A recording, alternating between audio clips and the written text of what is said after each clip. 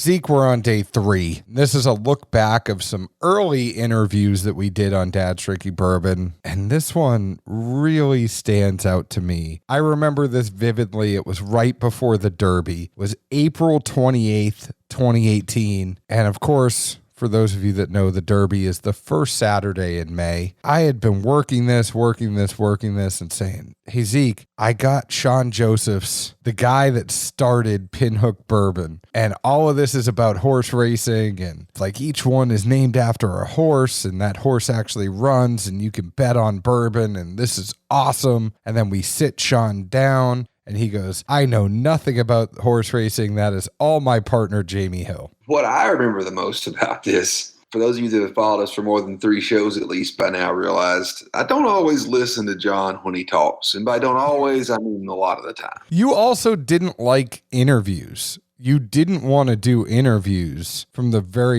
beginning. I didn't say that. No, you did. You said I'd much rather sit around and drink and do blind tastings. I said I always wondered about the relevancy of it to the consumer. And I think that 3 years later... Well, a lot changes in 1 year, much less 3. And admittedly going into this, all I knew about Pinhook was that John loved racing. Pinhook was somehow tied to racing. John was giddy about it. And hey, let's do it. Now I'm like, all right, man, I don't know anything about this at all. I'm coming in blind, but you know what? I'll jump off the cliff here with you. Aren't you glad you did? I think that's the best part about this that I know you've been waiting to pounce on, is how apprehensive I was on this show. And then you leave somewhere around midnight. It was like 12:31. I left. Somewhere well past 2, maybe even 3, Sean and I finally wrap up shooting the shit. Looking at it in retrospect would now become like one of many late night rambles he and I have had about everything under the moon, including life and whiskey. But I call him during the day. You wait to call him late at night. But the thing that, as you're listening to this show, there are these light bulbs that keep going off in Zeke's head. It starts off and Sean's talking about how he was a former restaurateur and obviously he had to divest those businesses when he started his bourbon company. Zeke's listening to him and Sean goes, yeah, I used to own Char Number 4 in New York. And Zeke's like, wait, didn't y'all do a pick with Linnell? And there are certain things that, being the Willet guy that Zeke is, Sean's talking. He's like, you did one of like the most epic Willets that were ever made. And the more and more Sean starts talking, Zeke starts leaning, like as I'm watching this happen, he starts leaning in more and more, and he's more and more engaged in this interview as Sean is opening his mouth. You can tell when I dial it in and when I don't. Oh, yeah, you can. But no, I hope everyone enjoys this show thoroughly. There's at least a few more equally of good, if not maybe even better, late night ramble with Sean shows. And literally, that's all they are. We have an idea of content going into it, and it gets thrown out the window within 20 minutes, and then we just shoot the shit and have a blast. But literally, I can't think of anything or anyone we've had a more genuine time with.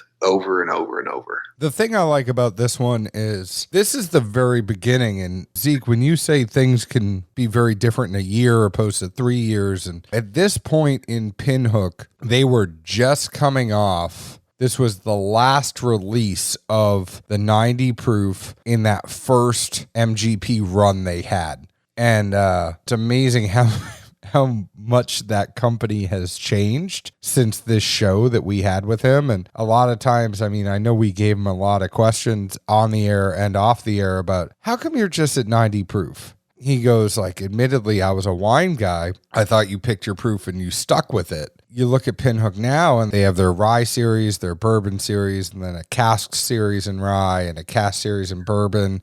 And then their vertical series in rye and bourbon, and just how much they have grown up in just a couple of years since we talked to Sean in this show. And it's just crazy. It's amazing, as long as you're able to be agile in this business, how much growth you can have and how crazy it can be.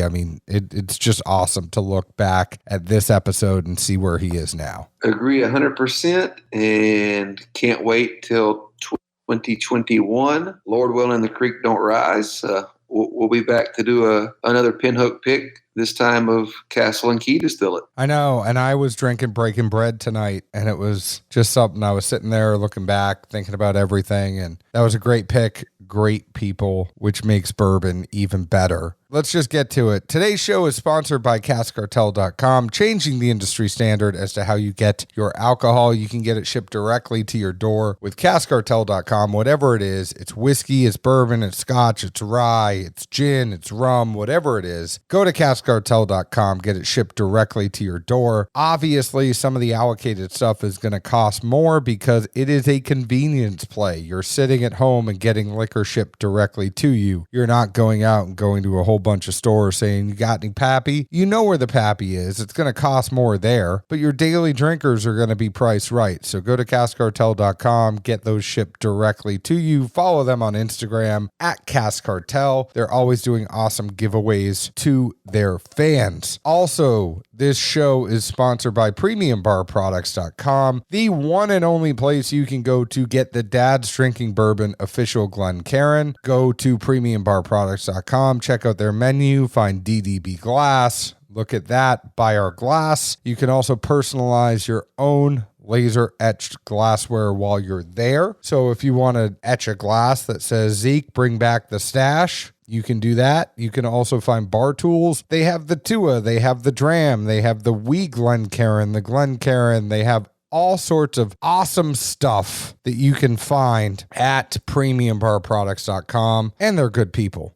If you have a bigger order, if you're a distillery or a bourbon group, whatever it is, reach out to me and I will get you in touch with them if you have a wholesale order. Happy to do so. But without further ado, this is our first time. Now, side note, Zeke, Sean has been on 5 times. I counted it. You weren't listening to me.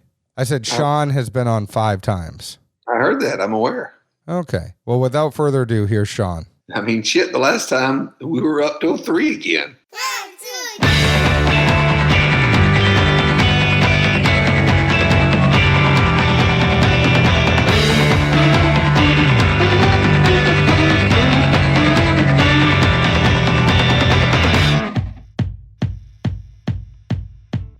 Hello, everyone. My name is John Edwards. With me, as always, is Zeke Baker, and together we make the Dad's Drinking Bourbon wherever you are, whatever time it is. Thank you very much for making us a part of your day. Say hello to the folks, Zeke. Hello. Hope you guys have enjoyed some fun-filled episodes recently. We've clearly had a blast and have another wonderful episode teed up again for tonight. We hope that you all enjoy. We certainly know we will. This has been a jam-packed few months of guests, and tonight is no different because we have Sean Josephs, #Bourbon himself, from Pinhook Bourbon in the Dad's Drinking Bourbon studio. Thank you very, very much for joining. Great to be here, guys. I feel like that's a lie. No, it's genuinely great to be here. But no, we are very, very happy to have you. I think the Derby is coming up. Whenever this comes out, it will be either a week or less than a week until the Kentucky Derby. Yeah. And what better way to celebrate than with the man who is behind a brand that is all based on horses? No better way. So we're going to talk about that and the unique aspect of Pinhook Bourbon. But let's get right into the whiskey conversation. Sean, you actually weren't somebody who grew up in whiskey. I mean, you were a restaurateur, you were a sommelier for wine. You kind of fell into this business. What drew you into whiskey, and what made you decide to, be the man behind blending together a lot of great bourbons and ryes? It's a good question. I mean, I think like most good things in life, dumb luck had a lot to do with it. I got my start in the restaurant business. I was a food runner, worked my way up to server, captain, got super interested in wine. This is obviously the very abridged version. Did some sommelier exams, got my certified sommelier from the American Sommelier Association, did the first 2 levels of the Court of Master Sommeliers, so certified sommelier from there. Worked at some fancy restaurants in New York City. Worked for a really big restaurant group called Be Our Guest. doing the wine thing, the sommelier thing, and just kind of along the way got really interested in whiskey. And I think part of it honestly had to do with the fact that your job as a sommelier is really to assess wine quality relative to price. That's really your role. You're supposed to introduce great wine to your guests, train your staff so they can learn about wine. But ultimately, anytime you taste a wine, you just really think about it relative to price, quality relative to complexity. And, as part of my studies on the sommelier side, I did have to delve into the entire world of spirits. And so I start tasting these whiskeys, and you realize, like, wow, how about this whiskey I bought for $15 in a shop? Relative to price, it's delivering an incredible amount of complexity and deliciousness for not very much money. And by the way, you can open it, have a sip, not touch it for a year. It doesn't go bad. And, so I think like a lot of people listening, and I know you two guys sitting here, I just started as a bourbon nerd and really enjoying trying a lot of different whiskeys. Not to be too controversial right off the bat, but are the wine ratings as arbitrary and BS as the bourbon ratings? Because whatever this scale out of 100, and that's something that Zeke and I kind of shy away from, because I mean, how do you say something is an 87 versus a 93? Yeah. It's more, would you buy it, right? Correct. Yeah, I would agree. It's total bullshit. Yeah, I think the wine ratings started with good intentions, which is the idea of like trying to separate the good from the bad and helping consumers pick quality products and not being separated from their money for subpar quality product. But that being said, yeah, what separates one man's 78 is someone else's 81, right? It doesn't really matter. It's pretty arbitrary. So I would agree wholeheartedly with that. No, that's to a large degree what led John and I to this whole experiment or fun, quote unquote. This is an experiment? Hey, either way, this is the one night we get to enjoy ourselves and shoot the shit with random folks and have a really good time. But to loop it back in, it was, yeah, people have a rating system. They drink things solely on their own and just give it a rating, and you really can't put it in perspective. And that's why when someone really says, well, is this better than that? X better than Y, etc. We do them blind and we say, hey, look, here's flavors, here's cost, here's all things considered. And then, we come up with a final ranking to say, where's the bang for the buck? What are you going to enjoy drinking? What's not going to hurt your hip? Well, I think what you're saying that's fascinating to me is back when I was doing all my sommelier stuff, we would do blind tasting groups. Part of the point of the blind tasting groups was, kind of honing your skills, because having your blind tasting skills was an important part of being assessed on these exams.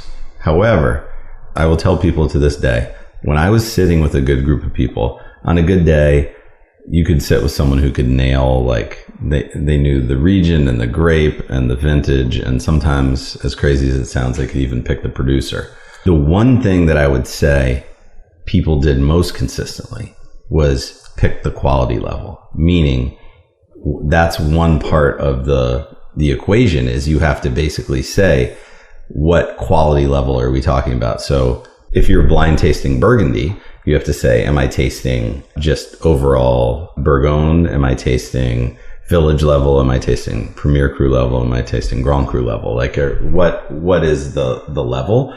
And I would say that even when people are off the mark on certain things, the experienced tasters were always really good at picking the quality level, right? And so I think it gets to the point of what you guys are talking about, which is so important, is how worthwhile is something relative to price. Yeah. Which I think is a really important thing. I think Zeke and I have a hard time because we're not always, we've tasted with people that can pick every little thing out of the whiskey, and they could say, I taste anise, and on the nose I'm getting lavender and slight tannins and this and that and this, and I think Zeke and I end up going to old factory senses half the time, as you'll hear when we talk about your stuff. Yeah. But going back to kind of, so you were a sommelier, you started liking whiskey. How'd you end up producing it? Yeah, so that was, I mean, I'll give the short version in the interest of time, but basically my wife opened a Spanish tapas restaurant in 2004. And that was actually how I got my first experience in the restaurant industry, was working in her restaurant as a food runner. But anyway, ultimately I went on this path of, working in other restaurants and becoming a sommelier. And ultimately I became interested in also opening my own restaurant. And I feel like at the time, and this was 2007 in New York, that every week there was another wine bar opening. And I had fallen in love with whiskey. And so I just kind of had this idea of, well, what about a restaurant which, instead of having a really nice wine list, has a really great whiskey list? And so really the idea of this restaurant that I opened in Brooklyn in 2004 called Char Number 4 was an encyclopedic selection of American whiskey with really phenomenal food. And I had a chef who'd worked for Daniel Boulud, who's one of the great chefs in New York, super experienced and talented, but he's from Texas. And so it was this idea of the smoked, grilled, and charred flavors that go really great with bourbon. And we built this beautiful illuminated wall of whiskey. And the goal was to try to put every last bottle of American whiskey that we could find through distribution on that wall. I don't know, for folks listening, I don't know how many people are, have kind of followed the timeline, but in 2008, there wasn't that much stuff compared to what there is today. 10 years later on that wall, and certainly very little on the craft side. Things have changed a lot. I mean, you open the restaurant, you're getting kind of into there. Yeah. How do you end up down in Kentucky picking barrels? Yeah, so all that fun stuff. Yeah, so the dumb luck just continued, and being around it all the time, going to Kentucky, visiting distilleries, meeting suppliers when they came into town. It just made me interested and curious to get closer to the entire process. And so to me, the next logical thing was obviously not doing something really crazy like building a distillery, but it was like, could we acquire some barrels and enjoy kind of the maturation process of those barrels, and ultimately find a way to proof, blend, bottle, and release them, not with any sense of like having a brand or building anything, but just more out of, just that kind of, like I think like you guys, you love whiskey. So what, like, if being bored and having fun, right? Being bored, having fun. Our worst case scenario was, we're going to spend too much time in Kentucky running around doing dumb stuff. And to cut to the chase, we succeeded in that. But you're describing my college years to a T, running around Kentucky doing dumb stuff. I should mention, though, because it's a good time to mention, because it does kind of frame what's happened in the whiskey world. So the first barrels we bought were in 2011. And I think that at the time we bought the barrels from MGP, but at the time that was called LDI, and before it was bought by MGP. And honestly, we weren't clearly the first people to buy from them, but it wasn't kind of a known quantity at that point, meaning there was no Bullet Rye when we were starting to look around. There wasn't really a lot of knowledge of what they were doing. So it took a lot of like kind of digging around to even, it sounds crazy now because everyone's like, oh, LDI, MGP. But at the time, it really just started with, we want to get our own barrels. Where do we get those barrels? So I started with dumb things like asking Heaven Hill if they would give me some barrels, which didn't go very well. They might now. Maybe, who knows? But at the time, it was actually quite hard to find. What we did find, though, which is very interesting, when we did find the barrels, and we're like, oh, there's this place apparently that has a lot of whiskey, and they would sell it to us. A 3-year-old bourbon barrel was $465 a barrel, 53 gallon. You're talking about your standard barrel in 2011, and obviously that, I have a calculator. I would just say safely it would cost 10 times that much if you could find said barrel. Even being on the low side, right? Correct. Yeah, it could be a lot more than that. So you're telling me that we could have in 2011. Anybody could have done it. Yeah. See, where did we go wrong? 2011. I think I was still living in the desert. Were you? But I will circle back to say I love that you were at a tapas restaurant, because inevitably those have been my favorite places to eat as I've gotten older. And somehow with Southern dialect and probably leaving off some syllables, people always think I'm saying topless. Correct. Like, oh, you're going to the strip club. That's really advantageous of you at 32, and it's 5 o'clock in the afternoon. So it's funny you said that though, because my wife's partner in the restaurant is from Memphis, and when they first started running around telling people they were going to open this restaurant, my wife's partner had an uncle who said, it's fun that we're joking about it, but literally thought that they were going to open a Spanish topless restaurant. And he was like, this sounds like a great idea. No, like I've had countless friends in town. And I'm like, oh no, we need to go to this place. It's amazing. We'll just get small plates. They're all $5 to $8. We're just going to eat ourselves silly on random food. And they're like, we're going to a topless restaurant, Zeke. Like, where are you going with this? So no, I love that. The second thing I will at least try to circle back on before I forget, char number 4, you may not have been there when this happened, but my at least most prized open willet is C14A, which is a split between char number 4 and Astor. I may have said Astor wrong, but oh wow! If you were there for that, and either way, I wish I would have known. I would have brought it, but it's a 21-year-old Bernheim Wheater. I know the bottle. I've yet to pour anything that I own to anyone else that I felt more proud to share. Sorry, I don't have it here. If I would have known the history, I would have tried to oblige. It's a great bottle. Did you help pick it? No, I just was able to get it because I think that, but it goes back to the whole thing is, in 2008, and I think it is interesting to kind of like reference a time frame. In 2008, when char number 4 opened, we were ahead of our time, not because we were smart, but just, again, dumb luck. But the bourbon thing had not happened. And there was kind of infinite access to the kind of bottles that people would, and not just on the secondary market, but I mean, I could pick up the phone every week and order 25-year-old Rittenhouse. I could order 17-year-old vintage bourbon and 21-year-old vintage rye and 23-year-old vintage rye. And Pappy was plentiful. And my friends in other restaurants would not give me their Pappy, but they would sell it to me at their cost, because having a bottle that they'd paid $125 for would just sit on their shelf, and they're like, I can't do anything with this. You can have it. And that is emblematic, not just like, that char number 4 had some impact on that, but just that since that time, that's how much things have changed, which is that you could get as much Pappy Van Winkle as you wanted. Well, the sad thing is that I think of, and I think of my college years, and I lived across the street from a Kroger, and you could have collected it all day long. The stuff that was in there in Lexington in 2002 to 2006 was, I could have got Tornado from E.H. Taylor. I could have got Unlimited Pappy. Since it was New York and obviously times were much different, as some folks know, did you land any of Linnell's Red Hook? Of course I did. Absolutely. I can say this now because I haven't heard from her in a while. She actually gave me an angry phone call because we sourced it.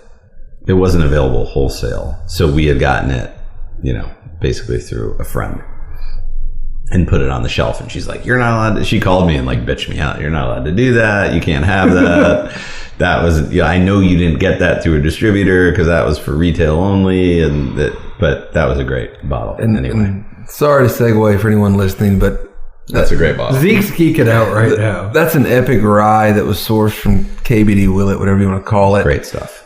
If you find one now, great label too, by the way, with the bicep thing. It was dope. Love it. They sell for $8-10K or more. Like it's by far one of the most epic pours anyone will ever talk about having. And I may have to walk out of the room now. So let's go back. Let's take it back. Let's go right. back. So you're back to Pinhook.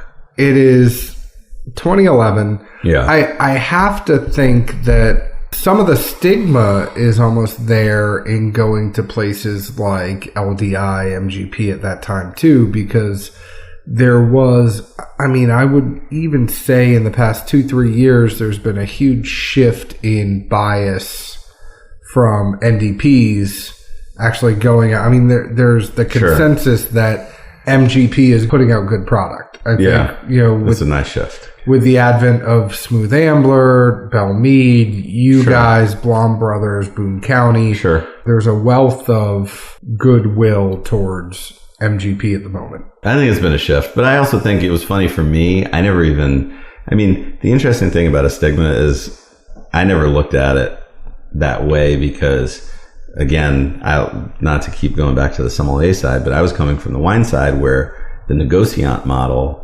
for hundreds and hundreds of years has been a long-lived idea, right? The idea that, someone else grew the grapes and someone else even made the wine, but then you immediately take possession of it, and then it's all about the aging. It's about the aging and the blending. It's about what you decide to do with those barrels once they're in your possession. And I think that, not to get too philosophical about it, but I think I also saw it as like, well, what's the difference between these larger distilleries that produce 100 different labels? They're essentially doing the same thing. They're taking 3 different recipes, a bourbon recipe, a rye recipe, and a high rye recipe, or a wheated recipe, whatever it is. And from that, they're producing what they believe are all these different expressions. And so what's the difference from an outsider collecting some of those barrels from one of those people and say, I'm going to then produce my own expression? Plenty of old, Heaven Hill, KBD, etc. You'll see tons of labels, random proofs. End of the day, they were all just dumping the same barrels. Correct. And who cares as long as it tastes good and you like it, right? I think the only difference is in bourbon, pre-prohibition, you have the rectifiers adding the food coloring, correct, adding the, somewhat toxic additives at some point. Yeah, well, that's true. That's where you get that bias. And I think it's not, it's funny to say that it's probably been 80, 90, 100 years of bias. Right. For some of those rectifiers there. And it's only recently that I think that bias is going away. Which is great. It's interesting for you coming from, the wine side, you wouldn't have that bias, where a straight up whiskey nerd. Correct. There's that kind of, rectifiers are bad. And I'm not saying that now. Right. But let's go even back 6 years. There are people that are saying rectifiers are bad. Producing distilleries are good, rectifier bad. And then now it's almost like, It's almost like MGP is. You can't find anybody right now that's saying MGP they don't make good stuff. Yeah, correct. It's crazy. No, it's laughable. Anybody that tells you they don't like it, okay, let me fix you up a blind. Correct. I bet your favorite's going to be what you hate. You're bringing up to me an interesting point, though, is that the rectifiers at a certain time represented a sort of thinning out, or basically taking a purer product and somehow diluting it not in a good way. But I think what's happening in the more recent years, and I'm not saying this to rub this in, but it's like the 3 of us sitting there all have a lot in common, meaning I was just someone who was like a whiskey enthusiast that happened to, along with my good friends and partners, acquire some barrels and try to do something with them. Do you see what I'm saying? Like, that's kind of a new thing that's been happening a lot lately, is you're not part of a generation of distillers. You're not part of a historic distillery. People just having fun with their booze. You're people that love whiskey, and you're trying to do your best to make really, really good whiskey. Right? Yeah, and it goes back to the thing, with respect to Pinhook, with what happened for us once we were hanging out in Kentucky, checking in on our barrels and watching them age, is that one of my partners, Jay Peterson, his really best friend from high school, this guy Jamie Hill, was in the thoroughbred horse business. And Jamie's dad, Dr. James Hill, was the track vet for NYRA, so Belmont, Saratoga, Queens Aqueduct, and got really good at picking horses. And so in addition to being around the animals and caring for them, people started to come to him and say, Dr. Hill, what do you think of this horse? Do you think it's going to be a good thoroughbred? Turns out Dr. Hill and another guy go on this horse 50-50 for $17,500. That horse is Seattle Slew, who wins the Triple Crown in 1977. So Jamie grows up in this world, We're hanging out in Kentucky. Jamie starts to introduce me to a world which I knew absolutely nothing about. So you kind of imagine it's like, I don't know, you meet a guy who's like the owner of an NBA team or something like that. And all of a sudden you're like, what's this basketball all about? But you're getting to watch them practice and you're going to games. And so same thing. So Jamie's introducing, I mean, Jay and my other partner, Charles, knew that world a bit. But for me, I'm getting introduced for the first time to like watching horses train, watching them breeze early morning at Keeneland. Which is one of the best things ever. Which is an amazing experience, right? The Keeneland meet's going on right now. It'll be over at the end of April. But no matter what track you're at, 6 o'clock in the morning at the track is the best time. You will see, if you think that horse racing is all about gambling, I mean, let me let the cat out of the bag for you for a minute. Horse racing the racing is a means to an end. The industry is based on breeding. So it is, you race to make your horse more attractive for breeding in the long run, but just the atmosphere at the track, the people who are at the track at 6 a.m., those are the people that are working, grinding every day. Yeah. And it's the best time ever. It's really, really cool. And that's kind of it's great to hear you kind of, because you know a lot better than I do, but to have you like frame it like that, because that was kind of the experience for us that kind of gave us our kind of epiphany, our like chocolate and the peanut butter moment, where you're like, wait a minute, bourbon horses Kentucky. It's the most obvious thing in the world. We started looking at the landscape and we're like, okay, Woodford is the official bourbon of the Derby. That's a once a year thing. It's a label. They put the same Woodford in the bottle. That's their thing. Makers will do commemorative bottling of a Derby winner, Triple Crown winner, that kind of thing. Blanton's has a horse on top. But what we started to see is none of them are connected to thoroughbred horse racing day in and day out, right? And so we started to think that there was an opportunity to better capture this amazing experience that John, you're describing. And so the idea that came about really was going to Jamie, who in addition to his pinhooking, and for anyone who's listening who doesn't know, pinhooking is kind of this hedge against the racing side where you're buying weanlings, which are baby horses that have been weaned from their mothers, and you sell them as a 1-year-old. So it's basically like flipping a house, and the pinhook is this flip. You buy a baby, you sell it as a 1-year-old, and you basically hope that your knowledge of that horse's lineage and your eye for its how it looks physically will result in a horse that when you decide to sell it is going to be worth more than you paid for it. And that's a hedge against racing, which, while it has potentially higher yield, is very risky. And so Jamie also has a racing stable called Bourbon Lane Stable. And this was before we ever had this idea for Pinhook bourbon or Pinhook rye.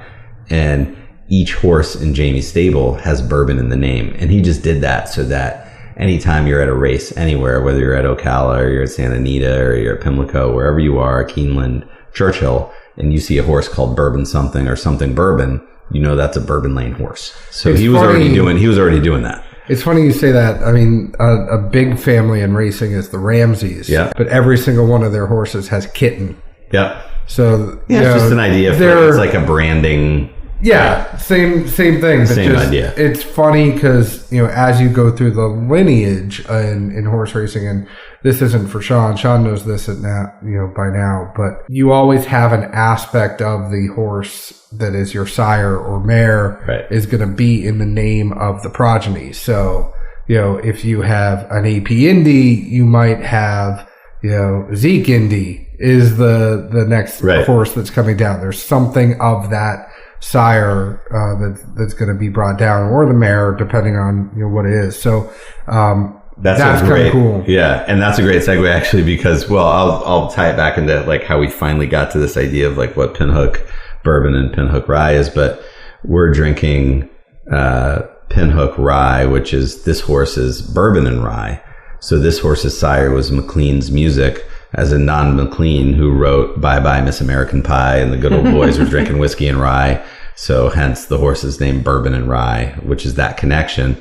But so what we came to, though, getting back to the idea of the horses, was how can we more closely connect people to the idea of thoroughbred horse racing and whiskey? And what we came to was this idea of going to Jamie and saying, what if every release of Pinhook bourbon or Pinhook rye is connected to a Bourbon Lane horse, but that's a horse that's just starting its racing career. So you can actually follow the career of the horse and see how it does. And as John knows all too well, the reality is, like, we asked Jamie, pick the horse that you think has the best chance of making it to the Kentucky Derby. Well, there are 20 horses in the field and 34,000 foals born each year. The chances of making it to the Derby are quite slim, but we feel ultimately we will have a Derby runner, or if we're really lucky, we'll have one that places. But I think really the idea was, how do you get people more into it? So the idea is, once a year, a Pinhook bourbon or a Pinhook rye comes out. It's connected to a horse that just started, and through the Pinhook website, you can see the full lineage of the horse, and you can follow what races are they in next, how did they place in the race, where did they finish, and hopefully tying together the kind of experience at the racetrack you were talking about. Well, and I'm not just saying this because you're here, and I'm not just saying this because of the fact that, I used to do radio for horse racing and followed horse racing very I'm closely. pretty sure you sat at the track at 6 a.m. naked. That's just the vision I have. Oh, nobody wants to see me naked. If I was at the track, that's the impression I'm getting here. they put a saddle on me if they saw me naked at 6 a.m. at the track. But I just had to throw it out there. But the aspect that I like about the releases is, if you look at every single one of these, and I do collect the bourbons and the rye, but each bottle is going to have aspects on the horse. So not only do you have the ABV, the proof, the lot, you also have the name of the horse, how many hands it was, and then a description of the horse. Is it a dark bay? Is it a chestnut? Is it a gelding? And then when you go to the website and you're actually clicking on the bourbon or the rye, whatever it is, it says learn more about the horse at the bottom. You click that, you learn all about the horse at the bottom. And these are actually, I think it takes for, and maybe this is because I'm dorking out because of the horse racing aspect of it, but it's kind of fun to be able to go to the track. You can't, and I don't want to pick on the brand that is the official, Kentucky Derby brand, but you can't go to the track and bet on Woodford Reserve. Correct. You could go and bet, Woodford sponsors a race, as does Makers. The Makers Mark Mile is one of my favorite races at Keeneland, but you can't go bet on Makers Mark. You can go bet on Bourbon Empire. You can bet on Urban Bourbon. You can bet on they're out Bourbon there. And Rye. Correct. So it almost takes the experience a little bit further, because say you win money on bourbon. When has bourbon ever paid you back? That's what I want to know. You said it better than I did, but I think we tried to encapsulate the entire thing, meaning you go into a store, you go to a restaurant, you can order a glass or buy a bottle of Pinhook. That horse is in the game. And so then you can go to the next level, right? Now in a way, you own that horse. Now, hopefully you're not taking a gamble on what's in the bottle. We like to think we've already, guaranteed that you're tasting a really good whiskey. But that horse is starting its career. It's a horse you could bet on. It's a horse that could make it to the Derby. It's a horse in theory that could win the Derby, as long as the odds are on that. And we ultimately had the goal of tying people as closely as we could to what that experience is.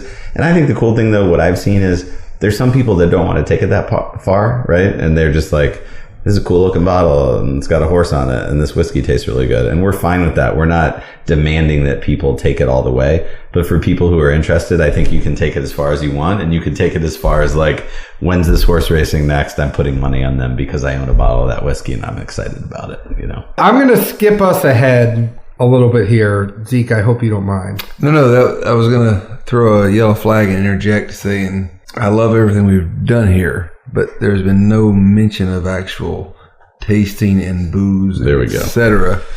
Which ultimately, if we don't do that, then nobody wants to just hear us talk. We don't sound that good, much less we don't even look that good. So we need to have some. Perfect. Give me 2 minutes, and I promise you we're going to get there. I just want to set the scene. You tell your wife that? Yeah. That was a good one. So let's go through. There were seven releases. So we did 7 releases of bourbon, correct? Bourbon Courage, Bourbonize, #Bourbon. Then we had Bent on Bourbon, Urban Bourbon, Bourbon Empire, and this last one, Bourbon Resolution. Yep. All of these were 75% corn. This is something I find very interesting. 20.5% rye, and 4.5% malted barley. That's not a mash bill you typically hear from MGP. Again, going through these, the age of these started about 6 or 7 years in the beginning. It is now up to 9 years in Bourbon Resolution. Correct. So those are going up every year. The other thing that's interesting to know is that first release was 5,000 bottles. The subsequent releases were about 2,200 bottles. Yeah. It's been going up though. Just with the rye. Rye. Basically the first bourbon release was the most, and then it sold out so quickly, like it sold out in 2 weeks in New York and Kentucky, and we're like, oh my God, we're going to run out of all of our barrels, so we need to dial it back. And then it took us, a while to figure out the rye. And then the rye, we did 150 barrels, which, in perspective, 150, obviously a lot more than 15. But you're talking about 6,800 six-packs or, 3,400 cases for the entire country. So still a pretty small... Grand scheme of things, pretty tiny. Not a huge footprint. So the proof on these, on the bourbons, they're all 90. Correct. It's 45% ABV. We talked about the age. We talked about the number of barrels.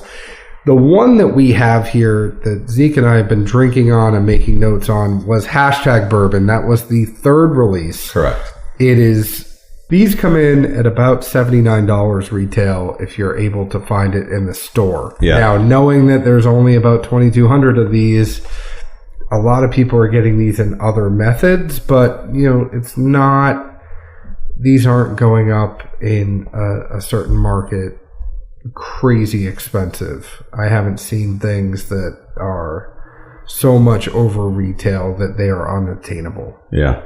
Yeah, no, I would say the Pinhook is a niche even in secondary markets. There's folks that flock to it for various reasons. If nothing else, with the release size, it's like plenty of other very small batch and or single barrel releases. There's folks that have had them, folks that haven't, and the ones that have them aren't going to tell many people about them if they enjoy them, so they can still buy it for less. Yeah, I'm really bummed that we're doing this episode right now because I'm screwed. I mean, that's secondary. It is what it is. We had the #Bourbon. Zeke, give me the tasting notes as you've been writing them down as we've been talking. Tell me what you think about this one. Nose-wise, the first thing that hit me was some type of cherry wood chips. I don't know the type of wood. Sorry, I'm not that smart, but it reminds me of when my dad would smoke meat, and he would have like cherry wood chips to just give that sweetness to the flavor of like a pork loin or whatever kind of meat he had in there. Behind that, I picked up some light green grapes. Palate-wise, it really shifted. I was kind of surprised. I thought it was an interesting combination of ginger and root beer somewhere together. I really couldn't pinpoint much on it. That was my first thoughts. After that, I got Dr. Pepper, and then as I chewed and worked on it more, it reminded me of a couple of times I've ordered random pizza by the slice where you just throw toppings on there incessantly. It seemed like too much blue cheese. I don't know. I don't know. Like, everything's a memory to me. That's where I was, and that's where it ranged. I don't know. It's funny you should say that because you and I oftentimes don't have the same palate. And for this one on the nose, I had dark cherry chocolate, black cherry IBC cola is what I got on the nose. That cherry note, I'm kind of in awe and shocked that you and I are agreeing on something right now. The taste, I said sweet dark chocolate, slight leather and tannins, but not unappealing. It was a little bit oaky, but not in a bad way. Like I just liked it was dark fruit, dark chocolate, even on the taste, and that I think that oak was there. Knowing that the age was 6 to 7 years, I was interested to see that there was a little bit of an oak taste on it for me, but I liked it because it kind of fit with the dark chocolate theme. The finish for me, I had nice lingering oak and chocolate. The oak kind of hit the roof of my mouth and lingered there for a long time. So it wasn't something that you're just going to sip and forget about. It's going to stay with you for a while. So I'm not saying this because Sean is sitting here. I really enjoyed this one. It did not have the typical MGP-ness that we typically see, but the closest thing I think from MGP that I've had that is somewhat comparable would be the 12-year-old Boone County, which saying that this is kind of comparable to something. I wouldn't go that far. I mean, like at least I would. Like finish-wise, the palate extended.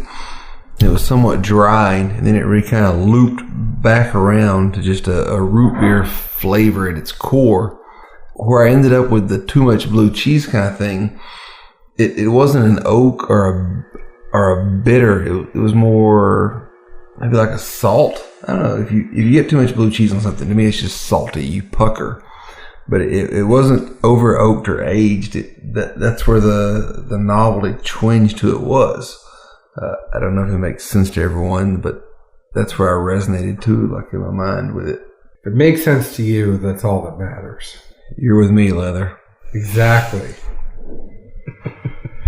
That's a good line. No, that's my favorite Chris Berman line. Who doesn't love that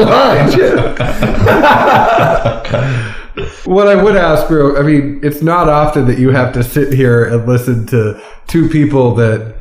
Do you think we're off on what we're actually getting, or no? And I think honestly, I mean, the biggest thing I learned going back to the wine thing is it's very easy to acquire a lot of knowledge about wine.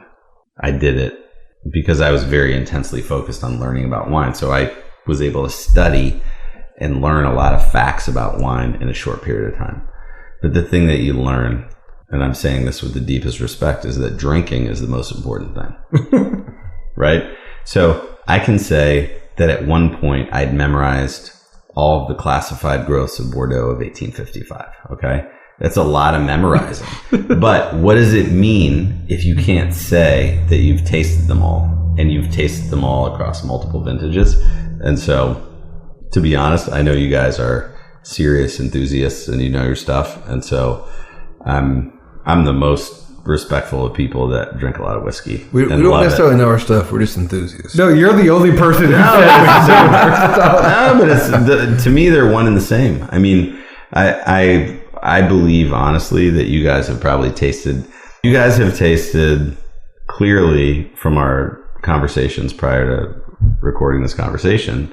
You guys are aware of and have tasted a lot of whiskey that I'm not aware of. So I would consider you guys to know way more than me about what's out there in the landscape. And so I'm 100% appreciative of any of your comments about how Pinhook tastes. And I think that the whole thing that's interesting to me, and is what makes this fun, is when I go to blend Pinhook, proof Pinhook, and ultimately, and it's a role that I'm really proud of and I really enjoy, I decide when you go to a store and you buy a bottle of Pinhook, a lot of people help me, but I'm the one who made the final call about what you taste in the bottle. I believed, and Zeke said this very well earlier, and I'm not going to try to paraphrase him because I'll butcher it, but it's a feeling.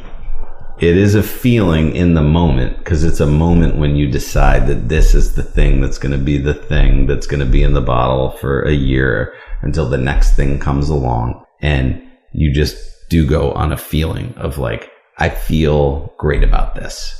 And I feel like this tastes awesome. And I'm excited. And I think that, John, we touched on this a little bit earlier. I think originally when we proofed the bourbon, we proofed it at 90 because for the original release, Bourbon Courage, I thought that tasted the best. And I was used to, because of the way the bourbon industry works, of the idea that you pick your proof and that's your proof.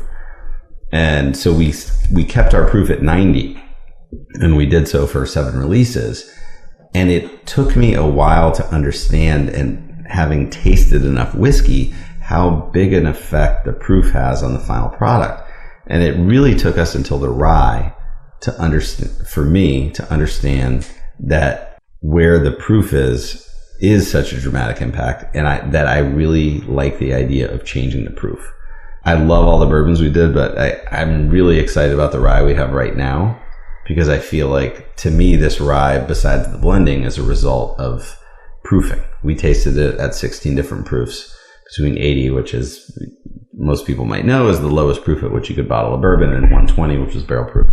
And I thought 93.5 was the most balanced and the best expression of the barrels we had. And that's the only reason it's 93.5. There's no other reason behind it, except that I think it's and to Zeke's point, in that moment, I was like, this is the thing. This is awesome. And this is it. And I have to say, I've tasted this a lot over the last, 6-7 months since we bottled it. And I feel the same way tasting it tonight. I still feel great about it. Like, you pour that for me. And I feel like for me, I'm always starting at 0. Like, you put it in a glass for me and I'm kind of like reassessing it. And I'm like, you know what? I'm really happy with that. We made a great call. And I'm just happy about the call we made. And our job is, each time we do a new release, is to just make the best call we can. It doesn't mean it's the best whiskey anyone ever made. It doesn't mean it's the smartest thing anyone ever did. It just means, in my mind, in that moment, when I'm just like, yes, that's it. That's awesome. That's what we're going to do. And we're done. And then we have to live with it. Like, that's the best, and by far, to me, possibly the hardest conclusion to come to, especially as you're blending these barrels, is just to literally say, all right, I'm done here. This is where I want it. I don't care what other barrels are out there, what other flavor profiles we have access to. Right now, this moment, this taste, drop the hammer. We're done. Let's put it out. So be it. The next one will be the next one. But I mean, we all have fear of missing something. That's how I feel about editing every single one of our episodes. There's still barrels behind you, to the left, right, whatever direction you're looking. Like, the fact you can just finalize it and come to closure and say, I'm happy with this release.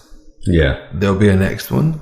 But you know what's cool to me? And there'll be more, but to get to that point, you just have to.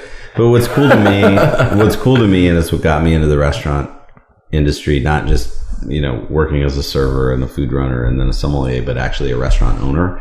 You have to believe on some level that you're going to offer something to the conversation. And so when you open a restaurant, you're not saying, oh, I'm going to open the best restaurant that ever existed.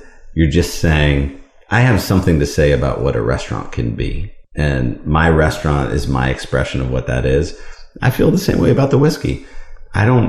There are too many great distilleries out there and too many great people also taking barrels and doing their NDP thing. It's not about who's the best. It's simply about taking the leap. But the leap is, which is interesting, is putting your name on it, right? You have to stand behind it. And I think there are probably a lot of people listening here and a lot of people that love whiskey that feel like they're not too far away from what any of us do. And they're right in that sense, meaning they would be like, hey, I think this bottle's better than that bottle. I like this distillery better than that distillery. I like this single barrel better than that single barrel, et cetera, et cetera.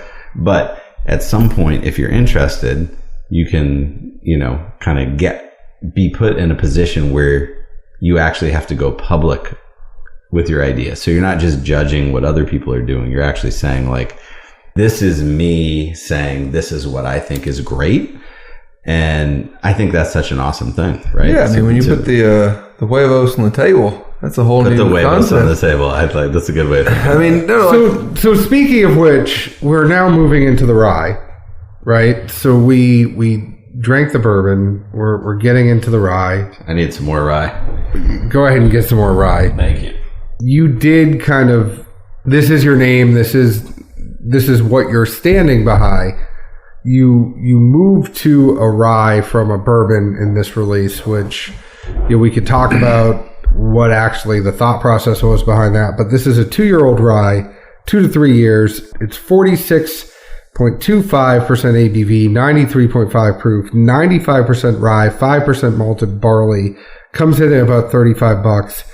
Zeke, what'd you get on this? We've been sipping on it for a while. With the rye, I had a nose fresh mint spritzer. No wintergreen, if that makes sense to people that dive into various ryes, especially younger ones. It just had a bubbly sense to it. Palate wise, I thought it was a really good mix of barley and rye balance.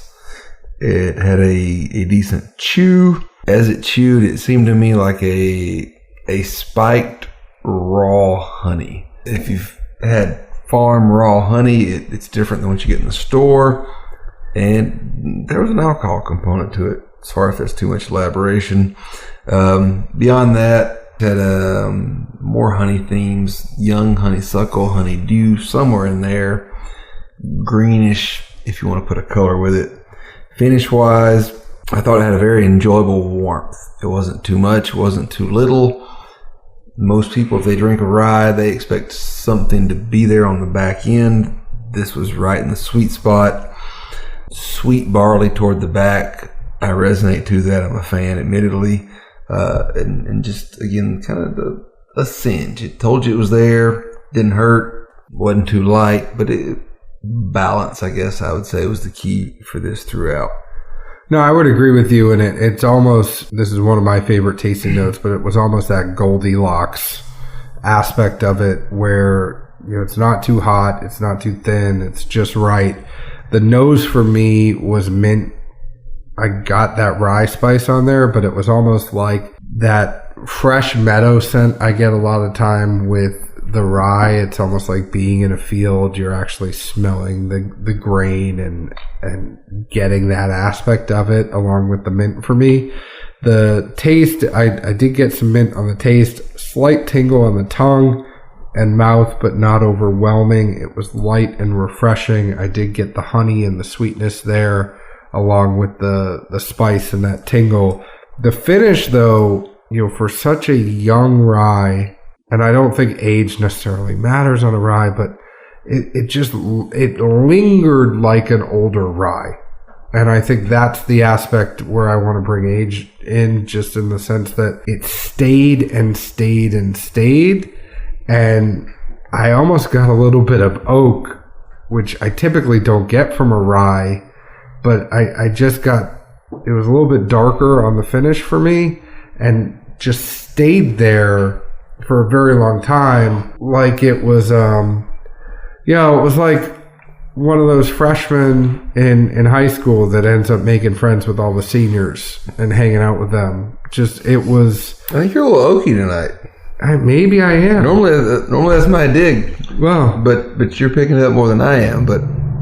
I'm just getting it. I see where you are. I'm just laughing at it. Yeah. Based on where we normally are on our comparative notes. But it just stayed and lingered like it was a freshman that hangs out with the seniors. It was, and I only say that because the darkness and the oakiness is something that I would expect from an older rye. And that light and refreshing is what I would expect from a younger rye. I don't think the age matters on a rye. I think it's kind of what you like at the time and the season and the place, but it almost feels like it's ready to graduate. It feels like it's at the good spot, right? It's what you guys are both saying to me, like different expressions of the same thing, which is very gratifying to me, which is what we were trying to get to. Your analogy was amazing. The freshmen and the seniors, and balance being another great word. We were looking for the most balanced expression of what we had in front of us. What I feel confident in, having, going back to saying, which is what we did, tasting it at 16 proofs between, 80 and 120, the sweet spot was 93 to 97. I'm not saying I didn't enjoy what I tasted on either side of that, but we clearly found a sweet spot for where this was, and that's what we were trying to bottle. And you mentioned the honey notes and the farm honey. That's important to me because that's interesting, because to me that says I think of honeycomb. And the honeycomb is not just about the sweetness, but there's a savory component as well. Raw honey is not It's what a people different, think of. It's a different thing. Honey. And really appreciate the notes though, because, you know, like I said, it's interesting for me. It's like if you go to the notes on the bourbon, to me, that's a little different because like I said, we just determined to keep the proof the same. This was an exercise in like, okay, we proof it wherever we want. We're going to continue to proof it wherever we want. It was like an epiphany for me to understand that was like a better approach. And what I know is that some of the proofs below the 93.5 were less balanced. And even though the alcohol was going down, they actually seemed more alcoholic. They seemed hotter. Yeah. And some of the proofs that were north didn't seem right either. And we were just looking for the balance point. And that's why I like that you mentioned the word balance, because I think that is the goal, right? And it's appropriate too, because I know really not too much about it, but I think they talk about horses being balanced as well, right? And John probably knows what that is better, but it's just the idea of like the physicality. It's like everything wants to be in balance, and I think that's what we were looking for. What I would also say is that a good jockey, when they're riding a horse, they know when the right time to change the lead is. And, you know, as you're running with a horse on one side of the track, you're basically have the horse is going to lead with one leg. And then as you're going into the turn and you're going down to the back stretch and you're hitting that final turn, you're going to change the horse's lead. And it actually allows the horse to, as they change from one leg to the other going first, it actually gives them another boost of energy. So I would almost say that messing with the proof is almost like Pinhook changing their lead.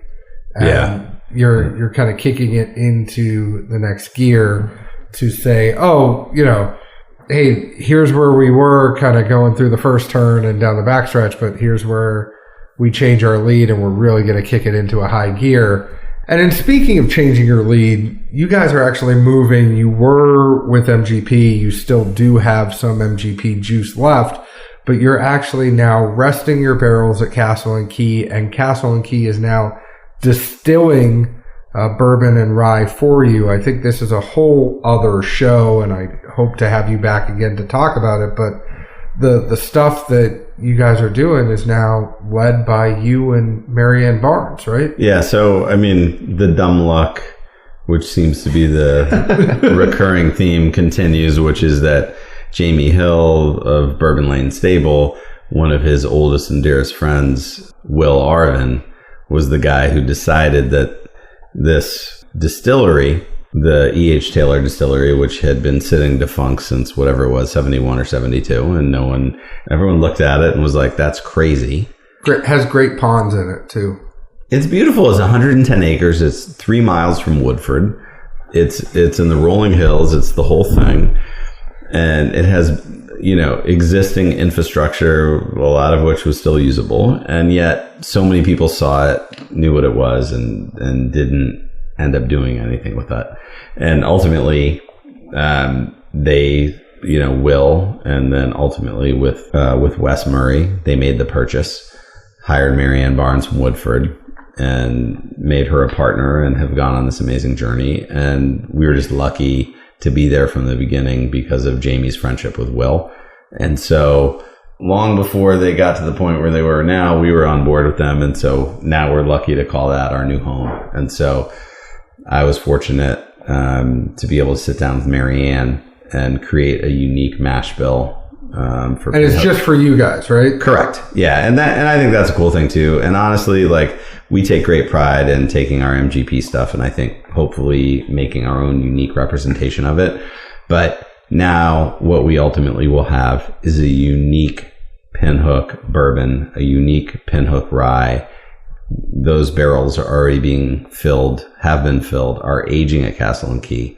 And so down the road, we'll segue out of our MGP product, and we'll have 100% Castle and Key, which is great because not only is it unique to Castle and Key, but it's unique to us, meaning it's a product that no one else will have. So I think that for us, and for me, it kind of harkens back to the original thing, which is like, it really just started because I was a bourbon nerd and I wanted to get closer to it. And so you start with like, we're going to buy barrels from MGP. Other people can buy barrels from MGP, and then everyone does their own thing with them. And then you go to the next level where you're like, well, you don't have your own distillery, but you're talking to the master distiller, and you get to sit down and taste different mash bills with different yeasts and pick your own mash bills. And so you're still not, I don't know how to run any of that stuff. I don't know what I'm doing, but I just know I tasted the stuff before it went into the barrel and I liked it. And I'm super excited to see how it tastes after it ages. And I have no idea what that's going to be like. I think if there was a way for Zeke and I to get into, coming out with our own brand, that would be the way we would do it. Zeke, would you? I mean, we don't have any of the overhead. All we have to do is pay people to do it for us, and we get to be involved in all the decision making. All I'm simply going to say is... Are you guys trying to say I'm living your dream? A little bit. I mean, do we need to revert back to the char number 4, the Linnell days? Don't make me go cry in a corner, please. Hashtag living his best life. Jesus. But no, the dumb luck, I totally resonate to it. Dumb luck all the way. I've swore by that for so many years. It simply is what it is, and you can't chalk it up to anything else. I will say, I do expect at some point a blend of products, considering we did have a mixture of what was left over of some bourbon and rye tastings earlier. The consensus was, damn, that's actually really good. Yeah, that was amazing. If any of you have hashtag continued. bourbon, and if you have release number 3, hashtag bourbon, and you put it with the bourbon and rye. What's the ratio, Zeke? Hit him up. It was somewhere around 65-35, I think. 65 bourbon to 35 rye, or no 65 rye to 35 65 rye to 35 It was bourbon. amazing.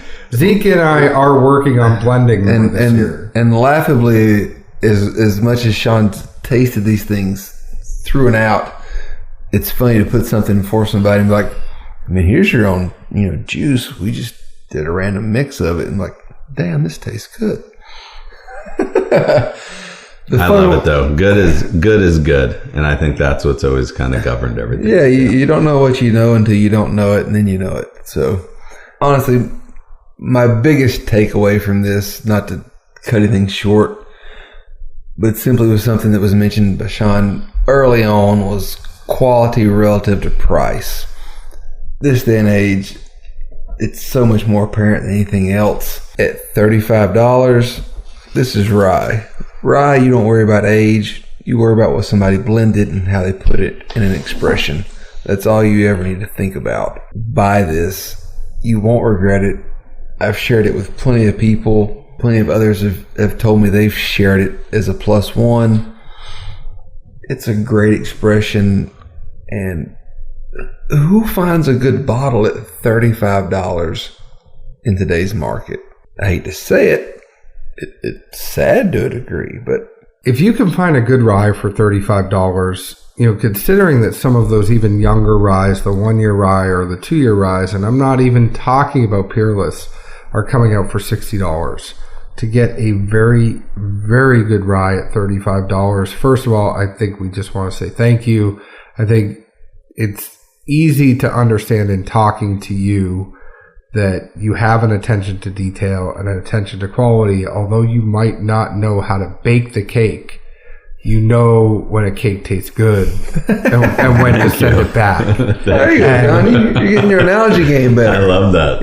You're stepping up finally. I'm proud of you. I do what I can. I think if anything, thank you for taking the time with us, but I mean, we've just really enjoyed the conversation. It's easy to understand how much of an enthusiast you are, not only just putting your name behind a brand now, but just the fact that it's easier, I think, to do your job and where you are if you like it. If you didn't like it, it's really hard to do your job, and it's easy to see that you like it. We should expect a bourbon and rye every year, right? Now that you've put the rye out? Yeah. So every, the current plan is every fall you can expect a new bourbon and a new rye from Pinhook, each one having a new horse that is starting its career that you can follow. So 2 horses a year. 2 horses a year. And that's the current plan. And for the foreseeable future until, I think you guys brought up a great point, which is like, I'm like you guys, I'm ultimately guided by the bourbon enthusiast side more than anything. And so if we have more barrels that we can play with and we can do interesting things with them and we can age them in Sauterne barrels or find other cool things to do with them, like we'd love to kind of expand what we're doing. But all of that would just be around the idea of like continuing to do things that are exciting and interesting, hopefully, to everybody, but obviously to us first and foremost. I know you're talking about the whiskey side of it, but is there ever a chance that you might have a lot of your horses running in the same race together then? That's a great, poor Jamie, like we all jump on him all the time. We're like, Jamie, this would just be so easy if you would just pick, a bunch of winners. When's our Derby winner? Because this whole thing is a slam dunk if you just pick a Derby winner or even a Derby runner. But what happens if he puts them up in a claiming race and then somebody takes it, then you guys don't have your horse anymore? We're, all bets are off. We accept everything that goes with the reality of the horse world. So, it's all good. Since it is Derby week, I want to take 2 seconds. I did call in to my old employer, and I was talking to the guys from the Horse Racing Radio Network. Yeah. I'm a little bummed. The Derby is going to be on May 5th. Gronkowski is out. Come on, Gronk. So Gronk is no longer partying it up in the Derby. We were so excited. But, the favorite right now is Justify. It's a Bob Baffert horse. Mike Smith is the jockey. You should know those guys. It is a WinStar farm horse. It's not a Bourbon Lane Stables horse. WinStar has 4 horses in this race. I would throw out Justify at this point. It's 7-2. A lot of people think Magnum Moon coming in at 6-1 is probably going to be the favorite. A couple horses to look out for here. Mendelssohn is the half-brother to Beholder. He actually ran 2 seconds under the track record in Dubai. Another horse to look out for here is Good Magic. It is good for the long shot. Won the Bluegrass Stakes at Keeneland in its last outing. However, the one I'm looking for right now is actually the son of Curlin and Vino Rosso. It is 15-1. Just won the Wood Memorial up in New York. The trainer's Todd Pletcher. The jockey is John Velasquez. And the interesting thing of this one is John Velasquez actually rode Audible and Noble Indy, which are 2 other horses in the race, and he decided to pick Vino Rosso for his mount in the Derby. So looking at this race, Zeke is looking at me funny, but I couldn't talk about the Derby or talk to Pinhook and not talk about the Derby. I am actually going to go, my trifecta would be Magnum Moon, Mendelssohn, and Vino Rosso. If I was doing the superfecta, I'd throw Good Magic in there as well. Unless there's one called Go Dogs, I don't give a shit. Well, I had to throw, for those of you that are listening in the great state of Kentucky and you are looking at the Derby, that is our take. Zeke's just going to trust me on that one. Sean, we'll see if Jamie said anything, but if he didn't, we'll get you next time. We'll look out for comments from Jamie Hill, who's the horse part of the Pinhook program. But for now, we'll trust what you said. We really appreciate you coming on. We hope to have you on again, talk about what you guys are doing as that Bourbon and Rye at Castle and Key makes its way forward a little more. I think, wink, wink, nudge, nudge, we should come up there and try it with you. That's a done deal. Give you an opinion. But come down anytime. We're happy to have you. Any parting notes before we sign off here? No, I just said no, but I guess I'll say yes. I had so much fun. I think that more than anything, the greatest shift in the world of American whiskey has been the enthusiast being able to become part of the product. And I think, I've been lucky in a lot of ways, but I'm just I just see myself as a result of that. I don't see myself as any different from anyone else who loves whiskey and thinks they know what tastes good.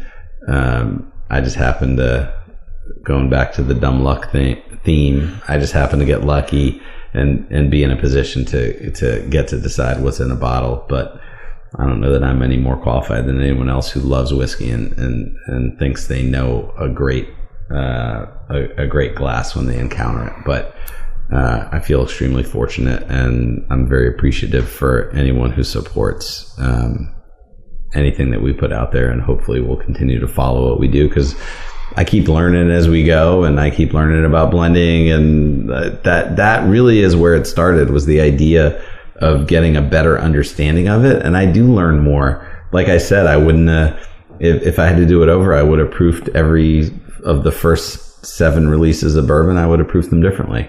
And the rye is a representation of understanding that, and we'll continue to push forward and try to put the best thing in the bottle that we can. So thank you very much. Thank you. Zeke, any parting notes? I'm still sighing about Brooklyn Char number 4. Ales. I'm sighing about Char number 4. Somehow I missed out on something here.